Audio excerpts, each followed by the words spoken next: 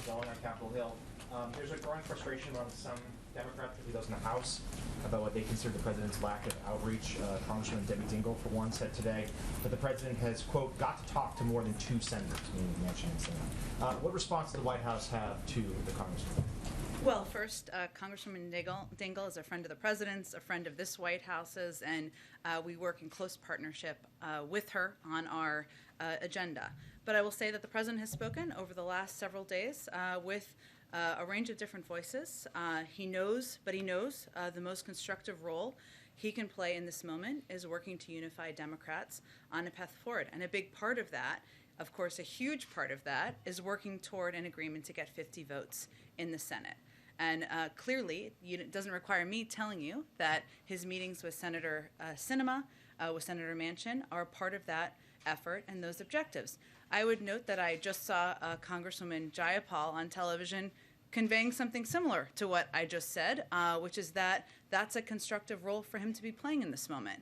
I can also assure you that the president looks forward to speaking with, continuing to work with Congresswoman Dingell and a range of members of the caucus. But right now he's focused on what the most constructive role he can play to move these 2 pieces of legislation forward. I'll let my colleagues follow up on the legislation. 2 other topics. Sure. The rate of new vaccinations right now is as low as it was in July, despite the renewed push from the White House and the new encouragement for vaccine mandates. Are these mandates working?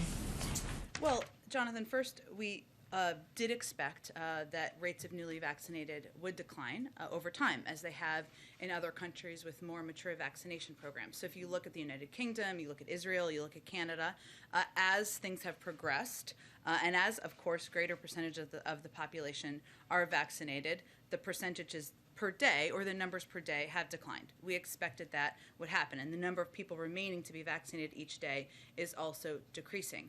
But we've also seen, and in our view, that the requirements that we have announced we're putting in place, that many companies and institutions and organizations have put in place, are working. So I'd remind you that the OSHA requirements, or the OSHA regulations, which we hope to see have more detail on in the coming weeks, have not yet even been implemented for businesses of over 100. But already to date, a number of companies, institutions, organizations have put in place requirements where we have seen rapid increases over a short period of time in vaccination rates. So one of the reasons the president made that announcement 2 weeks ago is because he knows we need to do more. We're going to continue to do more, and we're hopeful that that will be an impactful step as well.